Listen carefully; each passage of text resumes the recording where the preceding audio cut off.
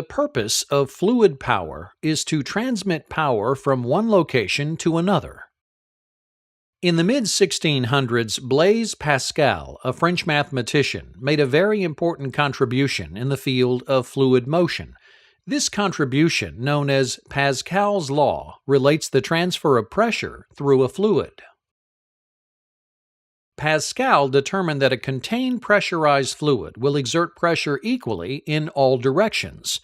Pascal's law states that pressure set up in a confined body of fluid acts equally in all directions and always at right angles to the containing surfaces. Another important property of fluid mechanics was discovered in the late 1600s by Robert Boyle, an Irish physicist. Boyle's law is an experimental gas law which describes how the pressure of a gas increases as the volume of gas decreases. A modern statement of Boyle's law is the absolute pressure of a confined body of gas varies inversely as its volume, provided its temperature remains constant.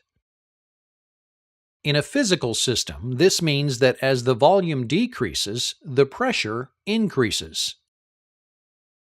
Similarly, as the volume increases, the pressure decreases.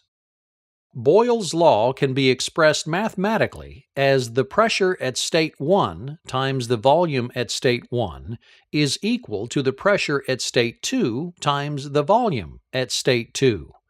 This is true as long as both the temperature and mass, or amount of gas, remains constant. In the late 1700s, Jacques Charles, a French scientist and mathematician, discovered an important rule regarding gases under pressure. Charles's law, also known as the law of volumes, is an experimental gas law which describes how gases tend to expand when heated. It states that if the pressure of a gas is constant and its temperature is raised, the volume will also be raised by the same ratio. Additionally, the inverse is true. If the pressure of a gas is constant and the temperature is lowered, the volume will also lower. Charles's law can be expressed mathematically as the ratio of the temperature at state 1 to the volume at state 1 is equal to the ratio of the temperature at state 2 to the volume at state 2. This law is true as long as the pressure and mass remain constant. In the mid-1700s, Daniel Bernoulli discovered another very powerful rule in the field of fluid mechanics, known as Bernoulli's principle.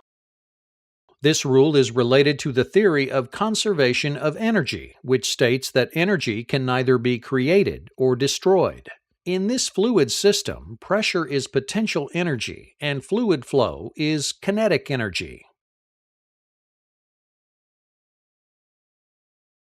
Bernoulli's principle states that an increase in the speed of an incompressible fluid occurs simultaneously with a decrease in pressure. This is illustrated by the flow of water through a pipe. The volume of water flow through all three sections is the same. When the water's flow is restricted in section B, the speed of the water increases to maintain the same amount of volumetric flow. This increase of speed simultaneously causes a decrease in pressure.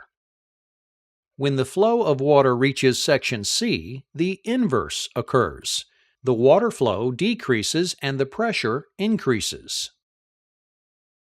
This rule can also apply to the types of energy present in the system. As the pressure decreases in section B, the potential energy converts into kinetic energy. This increases the speed of water flow and decreases the pressure. When the water reaches section C, the kinetic energy is converted back to potential energy. This is illustrated by the decrease in speed of the water flow and its simultaneous increase in pressure.